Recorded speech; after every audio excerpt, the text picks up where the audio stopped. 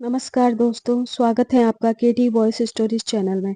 हमारी आज की कहानी है अन्याय। तुम्हारी हिम्मत कैसे हुई मेरी माँ से यह सब काम करवाने की? न जाने वह कौन सी काली घड़ी थी जब मैंने तुम्हें पसंद करके इस घर में लेकर आया था। मुझे क्या मालूम था कि तुम औरतों के रूप में नागिन हो, जो मेरे घर को अपने जहर से बर्बाद कर दोगी। लोग कहते हैं डायन भी 7 घर छोड़कर वार करती हैं, पर तुमने तो अपनी माँ के कहने पर अपनी सूखे संसार में आग लगा दी। सब कहते हैं सास बुरी होती है। मैं कहता हूँ अगर बहू अच्छी हो तो कोई सास क्यों बुरी होगी। पर जिस बहू के मन में लालच हो वह कभी अपनी सास को माँ नहीं समझ सकती। मैं कहता हूँ निकल जाओ मेरे घर से। दीपक अपनी पत्नी अंजलि से कह रहा है। अंजलि बोली, मुझे माफ कर दीजिए दीपक, आज के बाद ऐसी गलती कभी नहीं होगी। मेरे मन में लालच आ गया था। मम्मी जी आप ही समझाइए। द्रौपदी जी ने कहा, बेटा हो सकता है बहू को उसकी गलती का एहसास हो गया हो, उसे माफ कर दो बेटा। घर की इज्जत घर में ही रहे तो ही अच्छा है। बाहर जाएगी तो तमाशा इसके साथ हमारा भी बनेगा। सोचो तुम्हारे पापा की आत्मा को कितनी तकलीफ होगी। कितने चाव से तुम्हारी पसंद को हमने अपनी पसंद बनाई थी। पर कोई बात नहीं, समझ लेंगे। जीवन के कुछ पल काले थे जो बीत गए। दीपक बोला, नहीं माँ, यह कभी सुधर नहीं सकती। इससे पहले भी इसने मुझे आपसे दूर करने की कोशिश की, पर मैंने आपको कभी बताया नहीं। यह हमेशा मेरे कान भरने की कोशिश करती थी। वह तो मैं था कि बात को टाल जाता था। अरे माँ, जिस औरत को आप माफ करने की सोच रही हैं, उसके मन में माँ बाप के अलावा और किसी के लिए प्यार नहीं है। द्रौपदी जी बोली, यह क्या कह रहे हो तुम? आखिर तुम ऐसा क्यों कह रहे हो?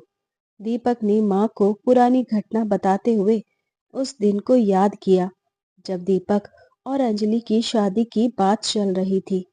अंजलि की माँ कल्याणी जी ने उस दिन दीपक से कहा कि तुम अपने माता पिता की इकलौती संतान हो, तो आगे चलकर सब कुछ तो तुम्हारा ही होगा। दीपक ने कहा, हाँ, होना तो चाहिए, पर आप यह सब हमसे क्यों पूछ रही हैं?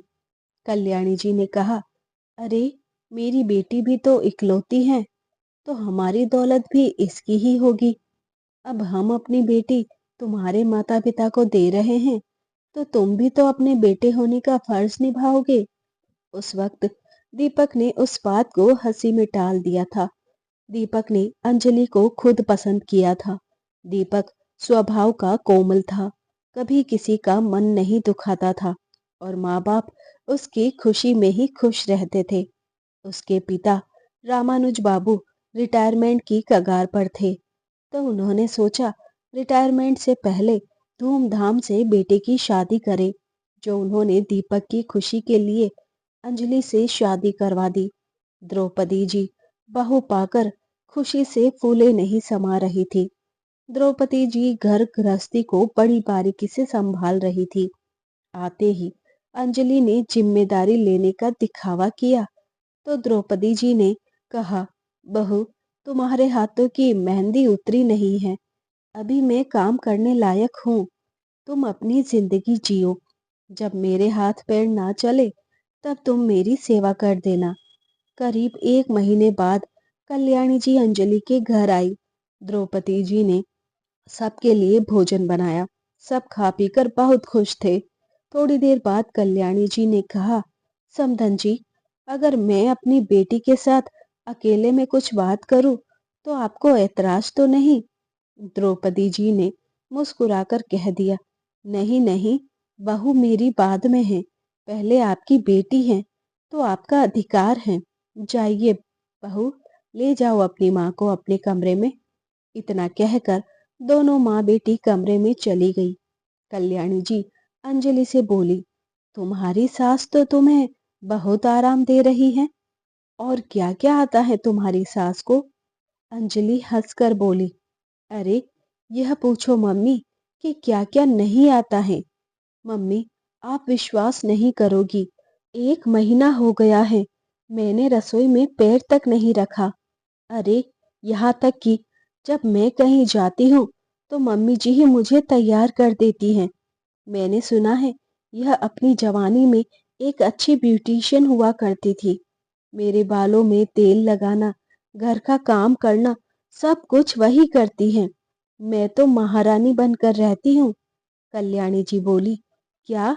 दामाद जी कुछ नहीं कहते? अंजलि बोली, मम्मी, मैं भी आपकी बेटी हूँ, कोई बेवकूफ नहीं हूँ। जब दीपक ऑफिस चला जाता है और पापा जी दफ्तर में रहते हैं, तब मैं यह सब काम करवाती हूँ। कल्याणी जी बोली, अच्छा है, अब तुम्हारे पार्लर का खर्चा भी बच जाएगा। मैं तो कहती हूँ, मैनिक्योर और पेडिक्योर सारा कुछ अपनी सास से करवाया करो। और यह क्या, तुम्हारे घर में काम वाली आती है? काम वाली पर पैसे क्यों खर्च करती हो? घर के काम भी उन्हीं से करवा लिया करो। अंजलि बोली, मम्मी, धीरे धीरे यह सब भी करवाऊंगी। एक साथ करवाऊंगी तो बुढ़िया को समझ में आ जाएगा कि बहू नहीं, मेरी मालकिन आई है। और फिर दीपक को भी तो मुझे अपनी मुट्ठी में करना है। आप बस देखती जाओ, आपकी बेटी क्या क्या करती है।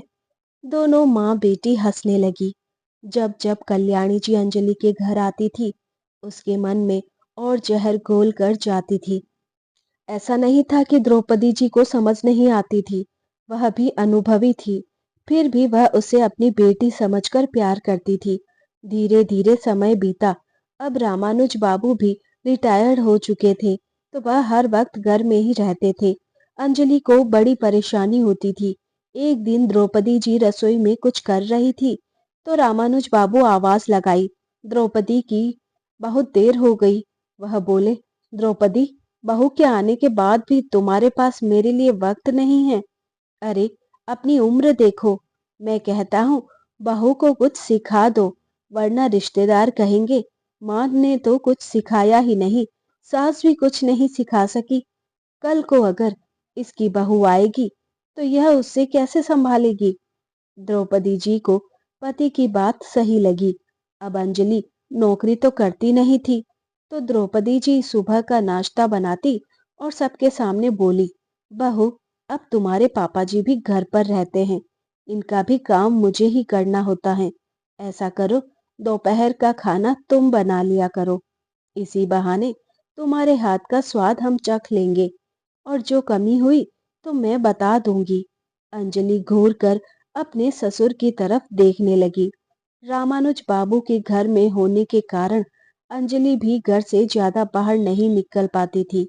उसने दीपक से कहा, दीपक, कितने दिन हो गए, हम मूवी देखने भी नहीं गए हैं, चलो ना कहीं चलते हैं।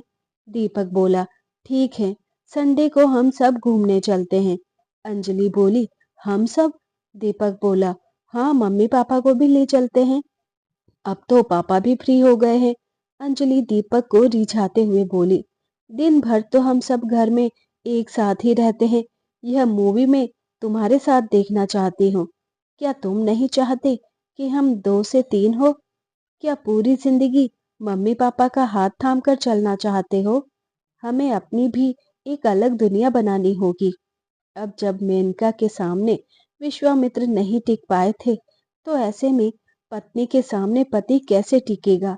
दीपक मान गया और ऑफिस चला गया। दोपहर में अंजलि ने दाल चावल और चोखा बनाया और द्रौपदी जी के पास जाकर बोली, मम्मी जी, आज मुझे बाहर जाना है, अगर मैं ज्यादा काम करूंगी तो थक जाऊंगी। दाल चावल बना दिए हैं, आप सब्जी और चटनी बना लीजिए। पता नहीं, दीपक ने कह तो दिया, पर मुझे नहीं लगता मैं बाहर जा पाऊंगी। द्रौपदी जी बोली, क्यों बहू, क्या दिक्कत है? अंजलि बोली, मेरे हाथ पैर देखिए, कितने खराब लग रहे हैं। मैंने पैसे बचाने के लिए पार्लर नहीं जाती, इसलिए मैंने मैनिक्योर पेडिक्योर भी नहीं करवा पाती हूँ। द्रौपदी जी बोली, बस इतनी सी बात, मैं कर देती हूँ। अंजलि मन ही मन खुश हुई कि वह तो यही चाहती थी। फिर क्या था, सास से सब्जी चटनी सलाद सब बनवाया और खा पीकर आराम से सेवा करवाने बैठ गई और द्रौपदी जी भी कर रही थी। तभी किसी काम से रामानुज बाबू बहू के कमरे के पास आए और द्रौपदी जी को बहू के पैर साफ करते हुए देखकर बोले, द्रौपदी, यह क्या कर रही हो? अंजलि चौंक कर उठकर बैठ गई। द्रौपदी जी बोली, अरे, बहू की थोड़ी मदद ही तो कर रही थी। बेचारी पति के पैसे बचा रही हैं, तो मैं मदद कर देती हूँ। रामानुज बाबू बोले, बहू, पति का पैसा ज्यादा जरूरी है या सास का सम्मान? तुम देख रही हो, यह दिन रात घर में लगी रहती हैं, ऊपर से यह सब काम। रात में इसके पैर में दर्द होता है, पूरी रात कर्राती रहती है, मुझे इसके पैर दबाने पड़ते हैं और तुम इससे यह सब काम करवा रही हो। तभी अचानक कल्याणी जी घर में दाखिल हुई और बोली, समधी जी, आप मेरी बेटी से किस तरह से बात कर रहे हैं? और क्या हुआ अगर आपकी पत्नी ने अंजलि का मैनिक्योर पेडिक्योर कर दिया? अरे, वह कौन सा अपनी सहेलियों के पैर धुलवा कर पैसे कमा रही है? आपके बेटे के ही तो पैसे बचा रही हैं। और वैसे भी अब दामाद जी कमाते हैं, आप लोग बैठकर खाते हैं, तो क्या समधन जी इतना भी नहीं कर सकती? रामानुज बाबू बोले, बहन जी, यह हमारे घर का मामला है, बेहतर होगा आप इन मामलों में दखल अंदाजी ना करें। और बहू, क्या तुम अपनी सास से यह सब जो काम करवाती हो दीपक को पता है? अंजलि को लगा कि अगर पति को पता चला तो कहीं वह नाराज ना हो जाए। रामानुज बाबू के गुस्से को देखकर द्रौपदी जी भी अधूरे में छोड़कर उनके पीछे पीछे चली गई। इधर कल्याणी जी बेटी से बोली, आज रात जब दामाद बाबू के साथ बाहर जाओगी तो खुलकर बात करो और इन लोगों से उन्हें दूर करो, तभी तुम्हारी दाल गलेगी। फिर खाना पीना खाकर कल्याणी जी जहर उगलकर चली गई। अंजलि ने उस दिन सास को कहा, मम्मी जी, मैंने तो आपको अपना समझती थी, पर जब पापा जी ने जो कहा, मुझे नहीं लगता हम लोग एक साथ रह पाएंगे। वैसे भी दीपक कह रहे थे उनका ऑफिस यहाँ से बहुत दूर हो जाता है, आने जाने में ही समय बर्बाद हो जाता है। हम दोनों एक दूसरे के साथ समय भी नहीं बिता पाते। पर वह तो मैं थी जो परिवार से अलग नहीं होना चाहती थी, लेकिन अब लगता है डॉक्टर के आसपास ही फ्लैट लेना पड़ेगा। इतना कहकर अपने कमरे में चली गई। बेचारी द्रौपदी जी, उनके मन में बेटे से दूर होने का ख्याल आते ही वह कांप उठती थी। पर यह बात उन्होंने अपने पति से भी साझा नहीं की। अब पति और बेटे से छुपाकर वह घर के काम, बहू के काम सब कुछ करती थी। समय बीत गया। दीपक भी काम के सिलसिले में शहर से ज्यादातर बाहर ही रहता था। इधर अंजलि ने काम वाली को भी घर से निकाल दिया। सारा काम अब रामानुज बाबू और द्रौपदी जी ही संभाल रहे थे। एक दिन रामानुज बाबू अखबार पढ़ रहे थे। अंजलि आई और अपने चप्पल उनके सामने फेंकते हुए बोली, पापा जी, जब आप सब्जी लेने जाएंगे तो मेरी चप्पल ठीक करवा ले आइएगा, टूट गई है। रामानुज बाबू बोले, बहू, यह क्या तरीका है? तुम भी तो घर से निकलती हो, अपनी चप्पल तुम भी ठीक करवा सकती हो। अंजलि बोली, क्या कहा? धूप में मैं सड़क के किनारे मोची के पास जाकर खड़ी रहूंगी और आप घर में बैठकर रोटियां तोड़ेंगे? अरे, अगर चप्पल ठीक करवा देंगे तो बीमार नहीं पड़ जाएंगे। आपका बेटा आप लोगों के लिए कितनी मेहनत करते हैं, पर आप हैं कि उनकी पत्नी का भी ध्यान नहीं रख पाते हैं। आने दीजिए दीपक को, मैं कहती हूँ आप लोग मेरे साथ किस तरह से बात करते हैं। इतना कहकर रोने सा मुंह बनाकर अंजलि अपने कमरे में चली गई। द्रौपदी जी रसोई से आई और बोली, आप भी हद करते हैं, अगर चप्पल ठीक करवा देंगे तो क्या घट जाएगा? रामानुज बाबू बोले, क्या घट जाएगा? इज्जत घट जाएगी। अरे, बहू को बेटी समझता हूँ तो क्या यह मुझे पिता नहीं समझ सकती? इस उम्र में इसे सारे काम करने चाहिए थे, पर यह हम लोगों से करवाती हैं। मुझे तो लगता है दीपक को यह सब मालूम ही नहीं है। आने दो, इस बार मैं भी साफ साफ बात करूंगा। द्रौपदी जी बोली, कुछ नहीं कहेंगे आप, इकलौता बेटा है, अगर वह हमें छोड़कर चला गया तो सोचिए हम किसके सहारे जिएंगे। आप अभी बस चप्पल ठीक करवा दीजिए। आखिरकार रामानुज बाबू को चप्पल लेकर जाना ही पड़ा। दिनों दिन हालात बद से बदतर होने लगे।